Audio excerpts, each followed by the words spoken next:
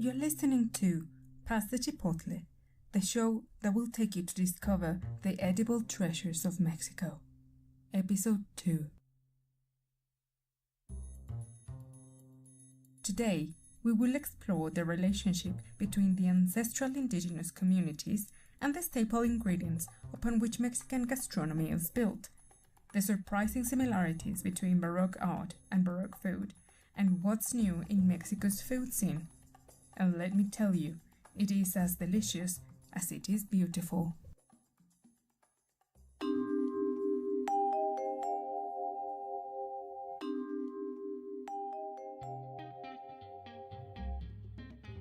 Hello everybody, welcome to Past the Chipotle, a delicious and thought-provoking bi-weekly show that will take you on an exciting tour discovering the edible treasures of Mexico.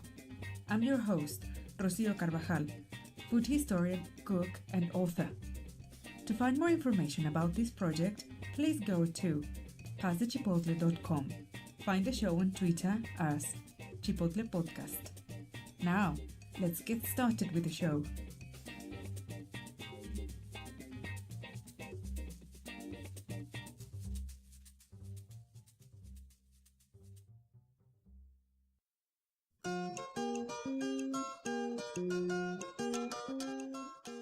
Like most people living or traveling abroad, many Mexicans feel nostalgic for their favorite traditional foods, and often is the taste of freshly made corn tortillas, salsas, tamales, pastries, and even the thought of eating fresh ripe fruit can bring a deep sigh. Trust me, I've been there. To understand why in Mexico some ingredients are considered sacred, in the literal sense, we might need to find out what the ancient indigenous cultures in pre-Columbian times ate and why they did it. So let's rewind the clock and go back to the agricultural revolution of the Neolithic, which was a worldwide event that took place around 12,500 years ago and marked the transition for humans to live a nomadic life of hunting and gathering to a sedentary one by developing the first agricultural systems and specialized crop cultivation. Mexico was no exception to this event, and as it turns out, the first crops that were domesticated in this period powered the creation of mighty empires and were so important that they became part of their creation myths. Cultures like the Mayans and the Mexica, also known as Aztec, shared the belief that the gods created men out of corn dough or masa, as it is called in Spanish, mixed with blood. And that is why they regarded themselves as the children of corn. The sacred Mayan narratives contained in the Popol Vuh tell the genesis and cosmogony of this civilization, and the creation of mankind is an essential part of it. On a historical note, let me tell you that the Popol Vuh transcription took place in Guatemala, as this territory was part of Mesoamerica, the region comprehending Central and Southeast Mexico and Central America. So, it is fair to say that Guatemalans are corn brothers and sisters of Mexico. It is no exaggeration to say that most of the indigenous groups of Mexico have largely survived on a diet of corn, beans, tomatoes, chilies, and squash, complemented with wild game and insects. For centuries, agricultural activities were at the center of their life, and it shaped technology, economy, social organization, and even religion. The central high plains of Mexico were for millennia the granary of the pre-Columbian world. The city-states that dominated these valleys based their economic power and political influence largely on the commerce of produce, with a simple but very effective method of cultivation. Combining corn, beans, and tomatoes, the indigenous people created a micro-ecosystem that ensures the mutual survival of these plants. Corn canes serve as support for the tomatoes and beans to grow, while beans reintroduce large amounts of nitrogen back into the soil. This crop system is called milpa and is still used in many rural areas in Mexico. This ancient powerhouse of central Mexico eventually also had to sustain a much larger population after the conquest of the territory and the establishment of the Spanish colony. The pre-Columbian societies in Mexico were mainly organized in city-states ruled by military religious elites that worshipped a rather well-stocked pantheon of gods. The gods who commanded nature's forces were especially revered. For these cultures, farming was at the center of their daily routines. Keeping happy the gods and goddesses that made their crops thrive was indeed essential. Large temples were built to honor Tlaloc, the god of rain, Ehecatl, the god of wind, Tonantzin, the goddess of earth and fertility, Chicomecoatl, the goddess of corn, and Huitzilopochtli, the Mexica sun god. During the Spanish conquest of the Americas, Catholic religion became a tool of social and ideological control. A systematic destruction of pyramids and other religious sites and monuments was followed by the construction of churches and chapels that aimed to replace paganism with Christianity. So, during the colonization, the use of religion was key to help the Spanish get a quick control over the population, teach them Spanish, and through Christianism, create a new social structure which they could regulate. But the polytheist nature of the ancient religions forced the Spanish missionaries to use their own Christian pantheon to substitute the old gods with new worshipping deities. And we have numerous examples of the substitutions of gods and goddesses with saints with similar attributes. For example, San Isidro Labrador became the bearer of agricultural rains. San Lázaro and San Martín de Porres were named protectors of farming animals, and many altars were built to worship Santa Ynez to ensure generous harvests. It is curious that the callous imposition of Christianism during the Spanish colony didn't quite erase the ancient indigenous ceremonies that were performed during the harvest festivals. As you can see now, the intricate connections between food, agriculture, and religious traditions are necessarily obvious to the eyes of the traveler. But in Mexico, there's still a deeply rooted and almost mystical connection between the ancestral crops and the traditional food we proudly prepare and share with the world. So, next time you eat a handmade warm tortilla, bear in mind that this bread was pretty much the equivalent of the Holy Communion wafer way back in ancient Mexico.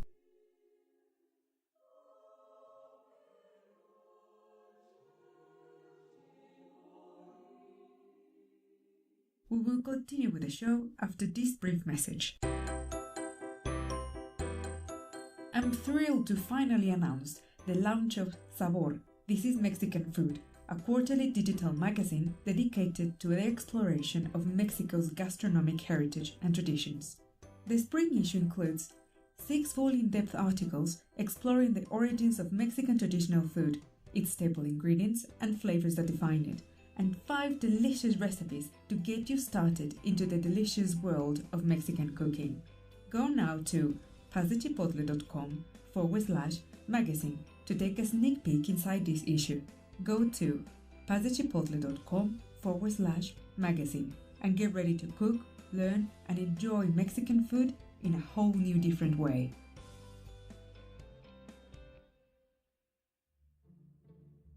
To have edible manifestations of artistic movements isn't necessarily an obvious consequence from art itself. Having considerations between fine art and food don't quite go hand in hand when busy families plan their weekly meals. Now, having said that, there's other types of food, such as modern molecular gastronomy, which might create almost impressionistic dishes with vibrant colored splatters full of texture, and also the dainty cubist-like presentations of new cookery. And what to say about Magnus Nilsson's and René Redzepi's sublimation of their surrounding landscapes that inspired their preparation and poetical presentation of their dishes? Yet I'm pretty sure I've never heard of Neo-Dada-inspired food, which is not to say it might not exist in some obscure kitchen in a Parisian basement. The 17th century was a wonderful time to be an artist in the Western world, especially if you could communicate the message of opulence and power that the European monarchies and the Catholic Church wanted to portray, using architecture, music, and art to present this message. The fantastically intricate style, full of drama, grandeur, and exuberance, is known as Baroque, and it was precisely this aesthetic that captured the imagination of many architects who were commissioned by the Spanish monarchy to build grand cities across their many colonies in the Americas, including Mexico. It's very possible that neither Caravaggio, Michelangelo, or Bach ever imagined that in the colonies of the New World, Baroque would take the shape of voluptuous and decadent dishes, prepared with elaborate techniques, an enormous amount of ingredients, and breathtaking presentations worthy of any regal table. This, however, wasn't quite an accident. In order to be able to make such astonishing dishes, it was necessary for cooks to have access to many luxurious ingredients, and there were three aspects that helped conform the well-stocked Mexican colonial pantry. First, the almost unlimited availability of the native ingredients the territory had to offer. Second, the addition of Spanish ingredients of animal and vegetable origins that were introduced during the colonization. And thirdly, the vast amount of exotic spices, grains, and ingredients from China, India, South Asia, the Middle East, and Africa, such as tamarind, nutmeg, aniseed, cinnamon, roses, basil, and sesame seeds, amongst many other ingredients that were imported to Mexico via the maritime merchant routes of the Pacific and the Atlantic. And it is no coincidence that all those fiery Indian curries owe so much to Mexican chiles, and also their creamy texture, mainly given by rich seed pastes, are very similar to Mexican colonial moles and pipianes, and the reason is that many of these dishes had a parallel development. The colonial maritime spice trade enabled the possibility for Mexico and other nations to make emblematic dishes so unique with a perfect balance of proteins, carbs, spices, and vegetables. Let me introduce you to one of Mexico's national dishes that is the perfect example of Baroque food, chile en nogada, which was created in the city of Puebla, one of Mexico's most visited colonial metropolis. Chile en nogada is a complex and elaborate dish. It has numerous ingredients, an intense labor preparation, but it really pays off with the overwhelmingly complex and delicious layers of flavors and textures in every mouthful. This dish is a true joy to be experienced. Chile en nogada consists of a roasted, seeded, and peeled poblano chile of approximately 20 centimeters long and 10 centimeters wide, stuffed with a cooked mince with more than 13 ingredients, including plantain, pork, apples, pears, almonds, raisins, and peaches, amongst many other ingredients, coated with a pillowy egg batter and pan-fried. Then is garnished with a thick and creamy white sauce made with ground fresh walnuts, goat's cheese, cream, and sugar, and topped with pomegranate seeds and parsley. The sheer preparation of this dish requires a high level of skill and enough culinary experience to get the seasoning, textures, and cooking point right. This is also a seasonal dish, traditionally only prepared in autumn, right during the harvest season of the ingredients, and eating this dish is typically a highly anticipated family event. This is a dramatic, opulent, and voluptuous dish, a creation that was a true reaction to its equally Baroque architectural surroundings. So, if you think you couldn't conceive an edible equivalent of a masterpiece by Velázquez or as lavish as Versailles' Hall of Mirrors, think again. We will continue with the final segment of the show after this message.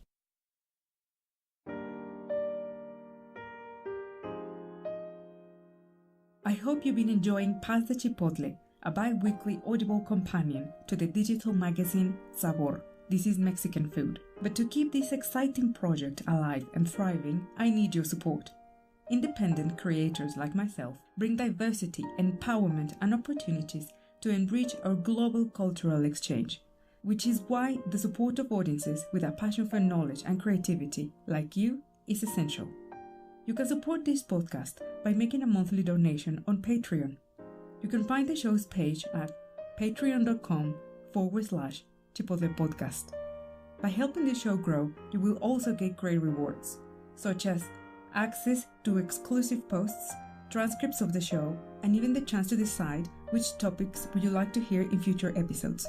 Go to patreon.com/Chipotle Podcast. Every donation makes a big difference. Go now to patreon.com/Chipotle Podcast and be part of this delicious story.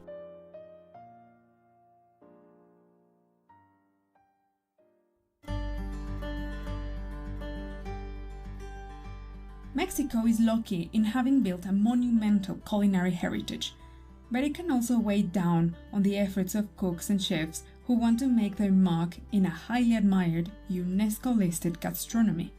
But it turns out that not all tacos have been fried, and not all chiles have been roasted.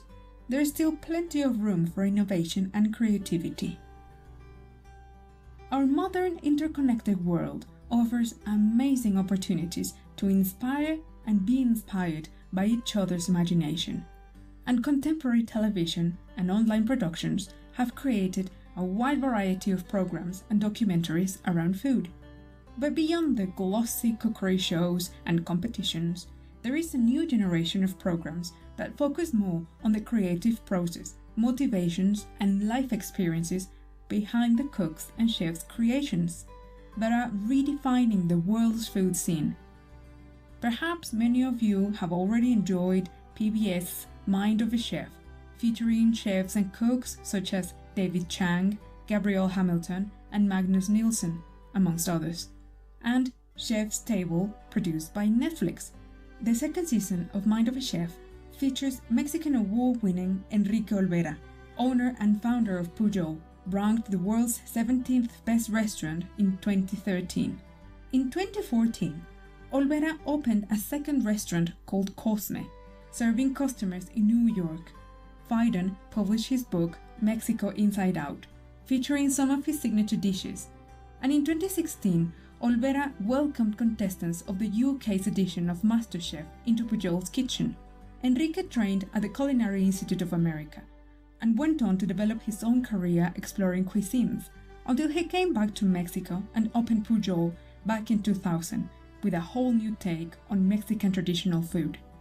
What makes Enrique Olvera's case a huge milestone for Mexican cuisine is that he's fundamentally redefining the nation's conceptions about tradition and innovation as complementary forces rather than mutually exclusive dynamics.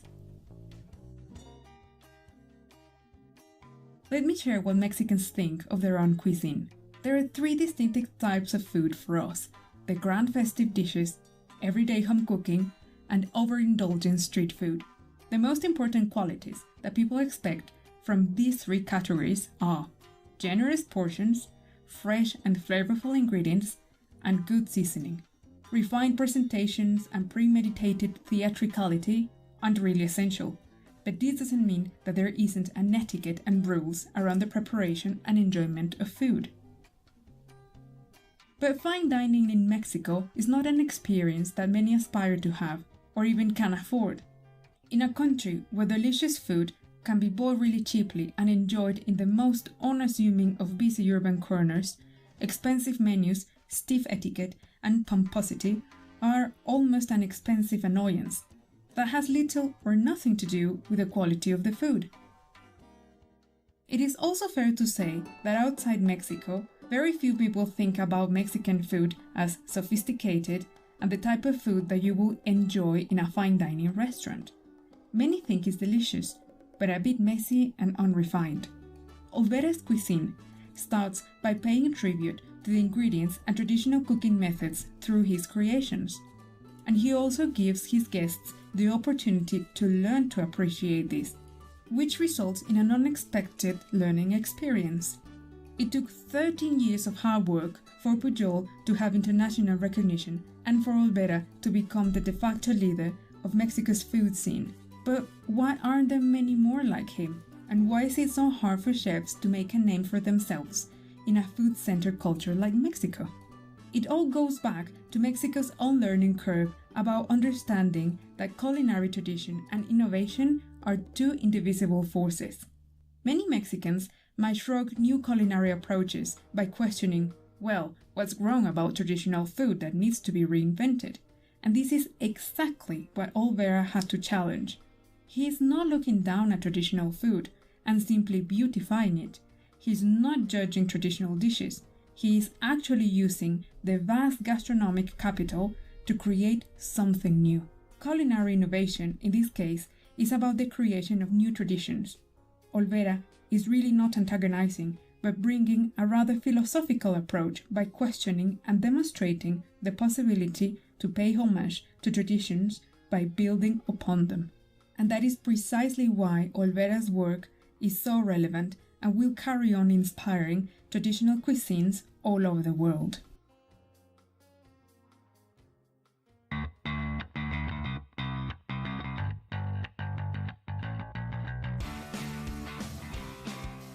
Thank you for listening to this episode of Pasa Chipotle, a bi-weekly show dedicated to the exploration of Mexico's delicious gastronomic traditions. Don't miss the next episode, where we will talk about the stewardship of culinary traditions and how this knowledge is passed on. We will take a literary approach into the intimate world of a Mexican kitchen at the turn of the 19th century, and things will get hot when we discover that there are so many more chiles in life than just red or green. I would love to hear your thoughts about this show. Please get in touch via email or Twitter. You can find the links and the contact details on the show's description. Support this show on Patreon. Patreon is the largest platform that connects creators with bright audiences like you. To find more information about the show and SABOR, This is Mexican Food magazine, please go to pasachipotle.com. That's it for this week. Thank you for tuning in. Subscribe, rate, and share this show. Goodbye from me, or as we say in Mexico, hasta la próxima, amigos.